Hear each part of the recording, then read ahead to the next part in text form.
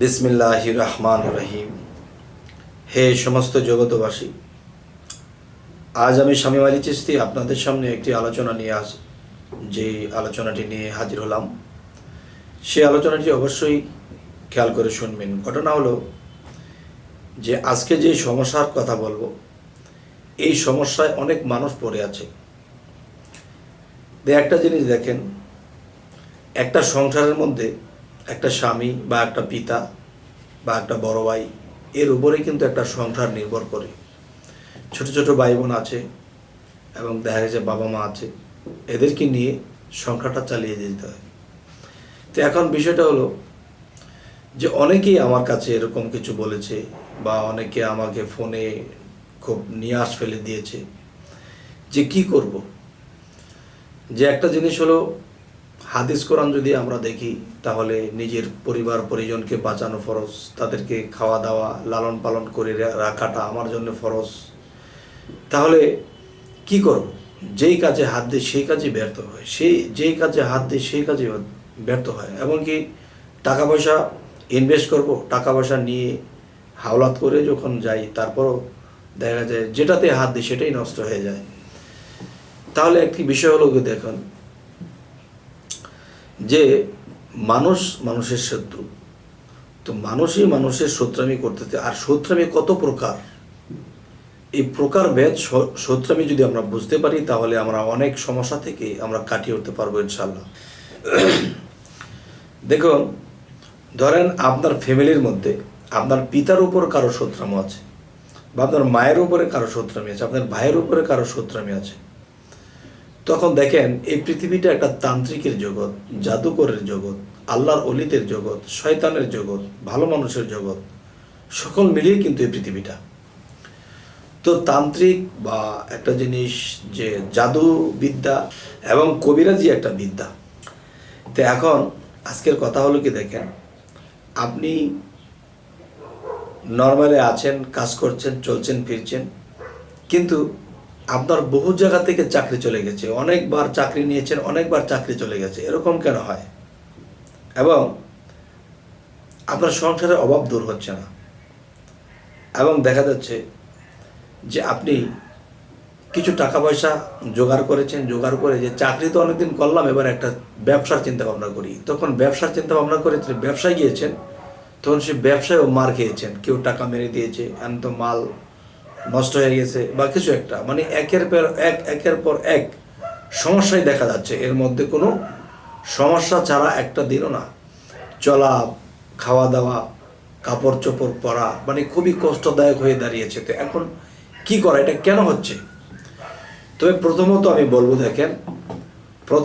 বলবো যে আপনি ভালো করে দেখেন যে আপনার দাদার উপর, আপনার পিতার উপর বা আপনার উপর কারো শত্রুতামির খায়েশ আছে কিনা, এবং যার সাথে শত্রুতামি আছে সে কি কোনো তান্ত্রিক বা জাদুবিদ্যার কোনো লোকের সাথে তার ওঠা বসা আছে কিনা।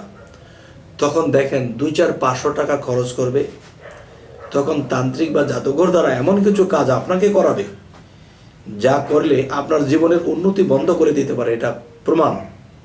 কারণ প্রমাণটা দেখেন, হযরত মুহাম্মদ সাল্লাল্লাহু আলাইহি সাল্লাম কিন্তু তিনি একজন বিশ্বনবী, এবং যাকে সৃষ্টি না করলে আল্লাহ জগৎ সৃষ্টি করতো না, তাকেও কিন্তু জাদুকররা জাদু করেছে। তার মানে জাদুর যে ক্ষমতা, এটা কিন্তু একজন অলি আউলিয়া এবং নবী রাসূলদের উপরেও এটা লাগে। আর এটা যে লাগে তার প্রমাণ হযরত মুহাম্মদ সাল্লাল্লাহু আলাইহি সাল্লামকেও জাদুকররা জাদু করেছে। তাহলে আপনার আর আমার মতো সাধারণ মানুষ এটা কিছুই না।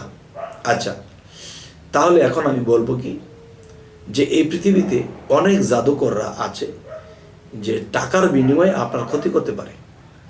যেমন আপনার প্রতিবেশীর মধ্যে কেউ আপনার শত্রু আছে, যে আপনি ভালো ইনকাম করছেন, ভালো চলছেন, একটা সময় খুব ভালোই আপনি চলছেন, কিন্তু এটা কারো হিংসা লেগেছে বা তাদের সাথে একটু শত্রুতামির ভাব ছিল, তখন সে কোনো তান্ত্রিক বা কোনো জাদুকর বা কোনো কবিরাজ ধরে তখন আপনার নাম এবং আপনার মায়ের নাম নিয়েছে, সেই নামটি নিয়ে তখন সেটা কবজ করে সেটা এমন সিস্টেম করে রেখেছে, যার ফলে কি হয়েছে, তখন আপনার উন্নতি যেটা ধরেন সেটাই ভেঙে পড়ে, কোনো কাজে শান্তি নেই, এটা বিপদ সেটা বিপদ, ধার কর্জ করে একেবারে সর্বনাশ, এখন বেঁচে থাকতেও ইচ্ছে করে না, এমন পর্যায়ে অনেক লোক আছে। আচ্ছা, তো এখন এই যে আপনি বুঝবেন কি করে আপনাকে কেউ ক্ষতি করে রেখেছে, তাবিজ কবজ করে রেখেছে, আপনাকে কেউ এরকম অবস্থা করে রেখেছে, এটা আপনি বুঝবেন কিভাবে? এটাকে বুঝতে হলে রাতের বেলায় কমপক্ষে যে 21 বার আপনি হযরত মুহাম্মদ সাল্লাল্লাহু আলাইহি সাল্লাম আমার নবীর দুরূদ পাঠ করবেন 21 বার। এরপরে দেখা গেছে আয়াতুল কুরসি পাঠ করবেন 7 বার এবং সূরা ফাতিহা 3 বার এবং সূরা ইখলাস 3 বার। এটি পড়ে বুকে ফু দিয়ে আল্লাহকে সেজদা দিয়ে ডান কাঁধে জিকির করতে করতে ঘুমিয়ে যাবেন। ঘুমিয়ে যাওয়ার পরে দেখবেন যে আপনাকে যে কেউ যদি ক্ষতি করে থাকে, আপনার জীবনের চাকাটা যদি কেউ ঘুরিয়ে দিয়ে থাকে, তখন কি হবে? তখন এটাই হবে যে আপনি দেখবেন এরকম কিছু, দেখবেন কোনো মানুষ অসুস্থ হয়ে আছে, তাকে কোনো এমন কিছু কবিরাজ বা এমন কেউ এসে তাকে সুস্থ করতেছে। এই দৃশ্য যদি আপনি দেখেন তাহলে মনে করবেন যে আপনার উপরে যে ক্ষতি করে রেখেছিল সেই ক্ষতিটা আস্তে আস্তে কেটে যাবে। আর যদি দেখেন যে কেউ কাউকে অসুস্থ করছে, কেউ কাউকে মারছে, কেউ কাউকে টর্চারিং করছে, কেউ কাউকে অনাদর করছে, শত্রুমি করছে, তখন বুঝবেন যে আপনার উপরে এই তাবিজ কবজ, এই ক্ষতি আপনাকে করে রাখা হয়েছে। আচ্ছা, এটা বোঝার জন্য বলা হচ্ছে। এরপরে আপনি যদি স্বপ্ন দেখেন যে আপনি কাউকে ডেকে ডেকে বলতেছেন, এই তোদের সংসার কিভাবে চলবে, তোরা তো বুঝিস না, তোদেরকে তাবিজ কবজ করে ক্ষতি করে রাখা হয়েছে, যার ফলে তোমরা কোনো উজাইতে পারতেছো না, তোমরা কোনো কাজে টিকতেছো না, এই জন্য তোমাদের কষ্ট হচ্ছে। এটা কে বলছে? আপনি স্বপ্নযুগে কাউকে বলেছেন। তো আপনি স্বপ্নযুগে কাউকে যদি এই কথা বলে থাকেন, তাহলে যাকে বলেছেন সেই ব্যক্তি যদি আপনার পরিচিত কেউ হয়ে থাকে, আপনি তাকে জিজ্ঞাসা করবেন বাস্তবে যে তোমার সাথে তোমার এই কথা হয়েছিল। সে বলবে কবে কথা হলো, কবে, কেমনি কি, তাহলে সে বলতে পারবে না। তার মানে বিষয়টা তার নয়, বিষয়টা আপনার। যে আপনি দেখেছেন কি, আপনি দেখেছেন যে এমুক ব্যক্তিকে এটা বলতেছেন যে তোমাকে ক্ষতি করে রাখা হয়েছে, তোমাকে এই তোমার সংসার নষ্ট করার জন্য বলতেছেন, তাহলে এই জিনিসটি তাকে আপনি কেন বলতেছেন? তাকে আপনি বলতেছেন না, কথাগুলো আপনার এবং আপনার সমস্যা, আর আপনার সমস্যার সমাধান করার জন্য এটা এভাবে এসেছে। নিজের জিনিসটি পরকে বলছেন সতর্ক হতে, না আপনি নিজে সতর্ক হবেন।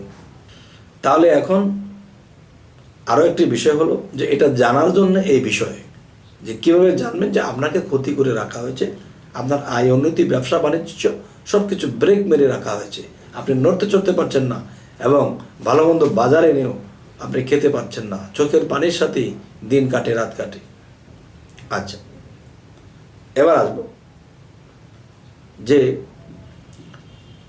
আপনাকে যদি কেউ ক্ষতি করেই রাখে, তাহলে এটার আরও একটি পরামর্শ আমি দেব, বা অন্য অন্য ভিডিওতে পরামর্শটি দিয়েছি, তবে এটাতেও দেব। সেটা হলো, দেখুন, আপনি প্রত্যেক দিন সকালে ঘুম থেকে যখন উঠবেন, এর আগে তো নামাজ আছে, অনেকে নামাজ পড়ে একটু কায়তে হয়, একটু ঘুমায়, যাই হোক, ঘুম থেকে উঠে কি করবেন যে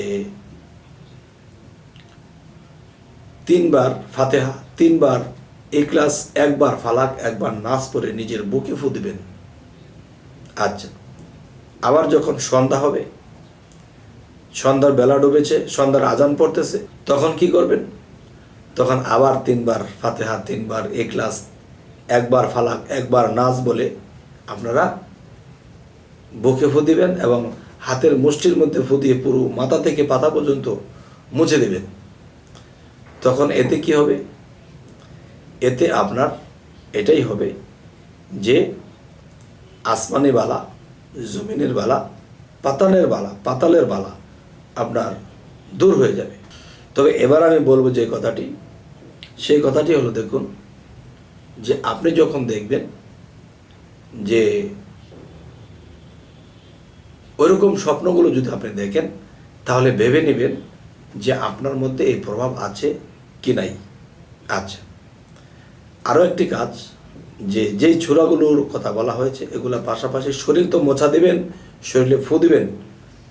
আরেকটি কাজ হলো যে একটা গ্লাসের মধ্যে পানি ফু দিয়ে সেই পানিটা খেয়ে ফেলবেন।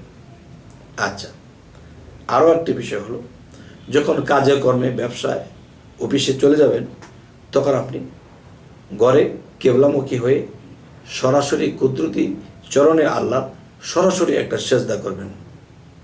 রুকু বাদে সরাসরি সেজদা করবেন যে হে আল্লাহ, আপনি এই কোরআন নাজিল করেছেন, কোরআনের মধ্যে যেই সূরাগুলো পাঠ করেছি এগুলো পড়লে বিপদগ্রস্ত হইতে বেঁচে থাকা যায়, এবং জাদুটোনা কেউ যদি কাউকে করে থাকে, ক্ষতি করে থাকে, এটার থেকে বেঁচে থাকা যায়। তাহলে আল্লাহ আপনি হেফাজত করুন, আপনার সূরাগুলো পড়েছি এই উসিলায়, যেন আমি বিপদ মুক্ত হতে পারি এবং আপনার ইবাদত করতে পারি। আচ্ছা, এই বলে সকালে তো বের হবেন, আবার রাত্রে এই কাজটা যখন করবেন তখন আবার সেজদায় যাবেন, সরাসরি সেজদায় গিয়ে আবার এই কথাগুলো পড়ে বলে এবার ডান কাতে শুয়ে থাকবেন। আচ্ছা, তবে আরেকটা কথা হলো কি, দেখেন এই পৃথিবীতে মানুষ যে বুঝুক না বুঝুক 200 টাকার কাজ হবে, একজন কবিরাজ হোক, জাদুকর হোক, তার 200 টাকার কাজ হবে। এই 200 টাকার কাজ করে দিল, কিন্তু যার বিরুদ্ধে এই কাজটি করে দিল সে কিন্তু একটা সংসার হারা হয়ে গেল, বাড়িঘর ছাড়া হয়ে গেল, আর 200 টাকা সে কামায় নিল। তাহলে আপনাদের কাছে আমি অনুরোধ করে বলবো, হে তান্ত্রিক ভাই, হে জাদুকর ভাই, হে কবিরাজ ভাই, 200-400 টাকার জন্য মানুষের ক্ষতিটা করবেন না। আরে ভালোটা করলেও তো মানুষে যা দেয় তাই আলহামদুলিল্লাহ, কিন্তু ভালোটা তো করবেন, যাই দেয় তাই নিলেন, কিন্তু মানুষের ক্ষতির জন্য যাবেন না। একটা মানুষের সংসার, ফ্যামিলি পথে বসে যায়, কারণ এই জিনিসের মধ্যে আল্লাহ শক্তি দিয়ে রেখেছে।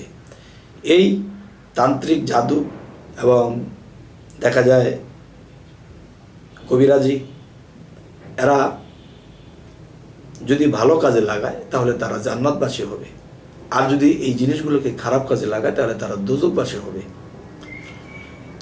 তবে হে সমস্ত জগতবাসী, আজকের আলোচনা কি বোঝাতে চাইলাম অবশ্যই যারা বুঝতে পেরেছেন মানার চেষ্টা করবেন, ইনশাআল্লাহ ইহকাল পরকালে আমরা সুখী হব। তবে আরও একটি বিষয় হলো, আমাদের চ্যানেলে যদি নতুন হয়ে থাকেন অবশ্যই সাবস্ক্রাইব করে নেবেন, এবং পরবর্তীতে যেন ভালো ভিডিও এনে দিতে পারি। তো সকলে ভালো থাকবেন, আল্লাহ হাফিজ।